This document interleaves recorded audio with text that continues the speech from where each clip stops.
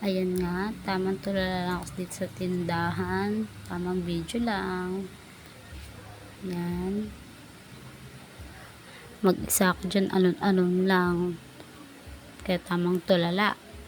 Si Inday. Wala pang customer. Kaya mag-video muna tayo, guys. Diba? Pending na pending si ate mo, girl.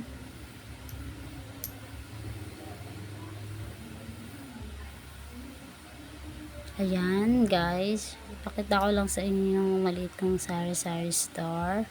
Ayan. Oh, diba? Tayuan natin, girl.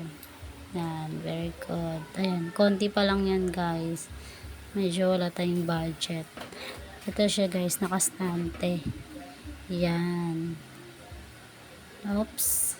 Ang pangit, oh. Nalimutan ko na sa tagal ng panahon. Ayan, itong laman ng wrap. Ayan. Not sponsored.